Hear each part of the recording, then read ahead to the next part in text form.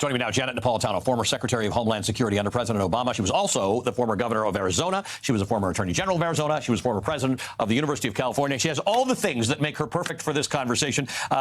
Thank you for being with us. Thank you.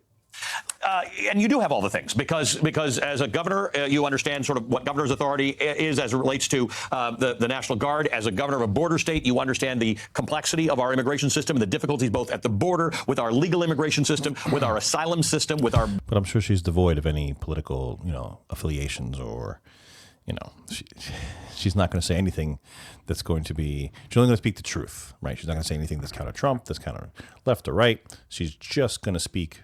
What's the truth in this situation? Backlogs. There are real issues to deal with.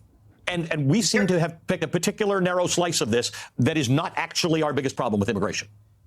No, immigration is a huge issue. It's been allowed to kind of linger for far too long. Ultimately, Congress needs to act, and Congress needs to reform the immigration system, and it needs to include several elements. One, it needs to make sure we have adequate and effective and efficient border security.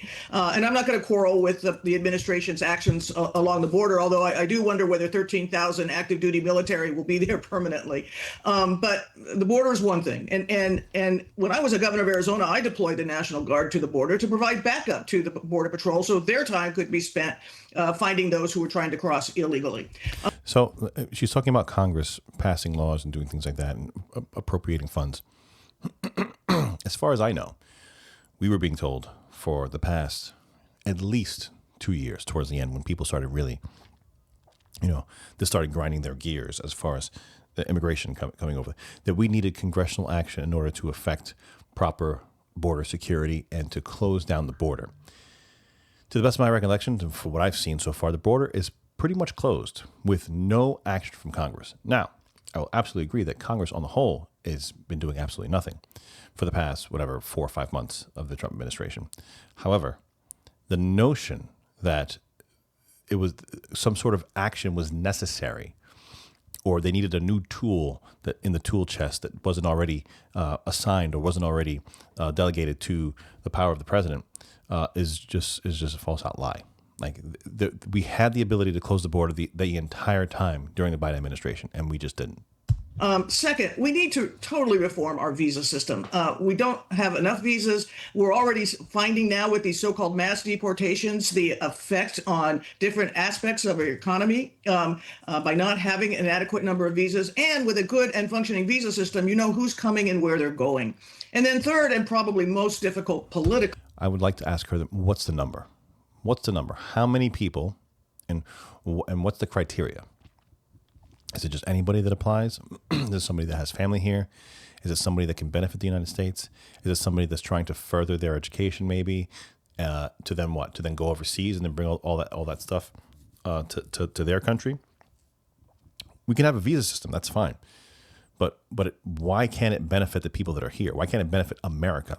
Why does it just have to be a charitable thing that we bestow upon people of other countries that they just want to come here, bask in the education system, send money back home? Why can't it be something that is beneficial to America as a whole?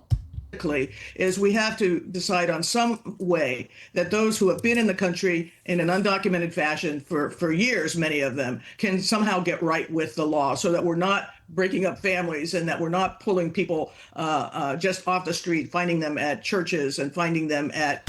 Again, I don't think the average MAGA supporter would have much of an issue with that, right? If you can show me a MAGA supporter that has a person in front of them that's been paying his taxes, that hasn't been sending every penny overseas, to benefit, granted, benefit his family, but in another country. If you could show me an individual that, didn't take public assistance, didn't just mooch off of the taxpayer, that's been doing it year after year after year, I guarantee you will have sympathy for that person. The fact that we are just bashing our heads against the wall saying we want everybody out isn't it's false. It's a falsehood, right? Obviously we want people that have, after they committed the crime of coming over here illegally, obviously we want first and foremost, people that committed crimes there and after to be taken out, regardless of the crime, right? If you go into somebody's house and you know you're not invited, at the very least, it's kind of like with the kids. When my kids know that it's bedtime, what do? They stay really quiet. They don't bother. They're at their best behavior. Why? Because they know once dad looks at the clock and realizes what time it is, they're going to go to bed. And I'm more apt to do that when they're causing a ruckus, when they're causing a problem. So if you're here as an illegal and you know bedtime's coming and you just mind your P's and Q's, you do what you need to do, you work your job, you take care of your family, you pay your taxes, you're not a burden on the system, we're not gonna say you're first in line to go. And I guarantee you won't even be in line to go. You're talking about 12 million people, right? I think at most, we're probably, we might get to the point where we're maybe deporting 1,000 a day, maybe. I don't even know if, don't quote me on this, but I don't even think we're approaching that number, I believe. But even still, that's, it's a drop in the bucket. So let's go. MAGA would not have an issue with targeted enforcement of those violent criminals that are here illegally. There's no issue with it. There's no issue there. Immigration offices where they're going to report.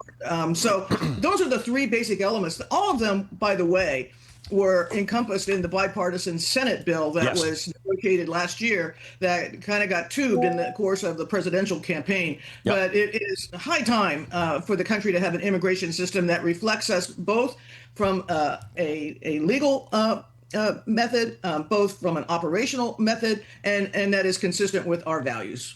And remember that it's important for our viewers to remember that there were Republicans in the Senate who were very frustrated that this bill did not go through because they had worked hard on it. It wasn't perfect, but it was a move forward. The current Department of Homeland Security Secretary, like you, was also a governor. This is an important distinction because what's happening in California is relevant to both the Department of Homeland Security and what governors do. I want to play a clip for you. This is our current Homeland Security Secretary, Kristi Noem, speaking at a press conference on Thursday in response to protests against ICE taking place across Los Angeles. We are not going away. We are staying here to liberate this city from the socialist and the burdensome leadership that this governor and that this mayor have placed on this country and what they have tried to insert into this city. Okay, that's a little bit confusing. Liberate Los Angeles and liberate them from socialists, mayors, and governors, both of whom are elected, by the way. Whether you would like to think of them as socialists or not, they are the elected mayor and the elected governor of California. I don't even know where to start with that one. Well, just throwing out labels doesn't help solve the problem. And what I've been waiting to hear from the secretary is a real solutions-based approach to how we do immigration enforcement in this country in a way that is operationally effective, but is also consistent with law, with due process, and with our values. I'm also... All right. Consistent with law and due process and our values. Now, when you're dealing with law, you're removed from whatever value system you have. Your value system is irrelevant in that situation. You're dealing with laws. That means people have come together. They've created a system to be put in place, regardless of how you feel about anything. This is the way we have chosen to govern this particular issue, whatever that is. The due process.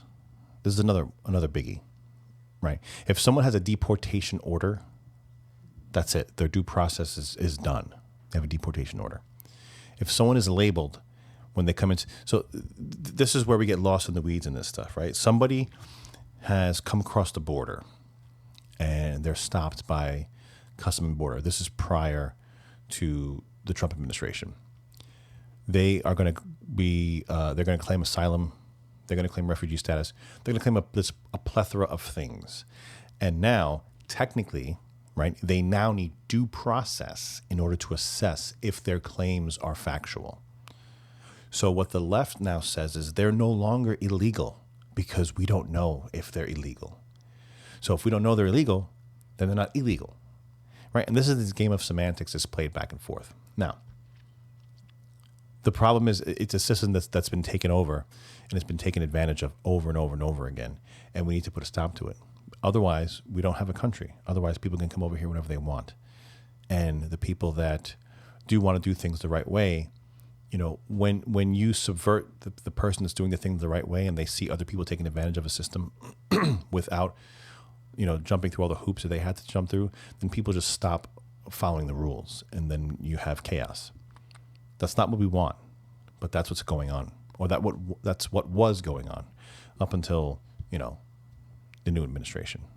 Waiting to hear from her how she would change the immigration law. You just don't throw people at it. And what we saw in L.A., now I'm speaking as a former governor, is, to me, as a former governor of a border state, it's simply outrageous to federalize a governor's National Guard when in LA, in the city and in the county and in the surrounding area, you have multiple law enforcement If you can like, share, subscribe, I'd really appreciate it. Thank you. agencies who are under the control of police chiefs and sheriffs and so forth, who are used to working together, who are used to dealing with protests. Protests are not unknown in California, as in other places in the country, and have modes of communication and so forth. And then to just kind of Bigfoot them and send in, I think they're going to deploy like 4,000 National Guard, and then the active duty Marines. And that to me was really crossing a red line. Governor, thank you for being. Yeah, well, I mean, they can say all that stuff, and you know, Ali Velshi has no credibility whatsoever. He's the famous, mostly peaceful guy standing in front of an entire inferno. But that's the game they're going to play, right? They're going to play this game of semantics, of arguments, of trying to throw nuance at people to get them to side with them and to think along their lines and to have some sort of an argument, some sort of a comeback when somebody on the right, libertarian, whoever is either pro-MAGA or pro-America kind of says that, hey, you know, we got to get these people out of here. You know, there's a process that we have to go through, and they'll bring somebody out like this to spout, you know, things that she would think, and you know, whatever. I mean, in the end, it's all a bunch of nonsense. But guys, thanks a lot for coming out. It's important to watch these videos like this so that we understand the arguments that they have and understand the rhetoric that they're spewing. Give me a like, give me a share, give me a subscribe. I'll see you in the next video. Thanks a lot for coming out. Thanks, guys.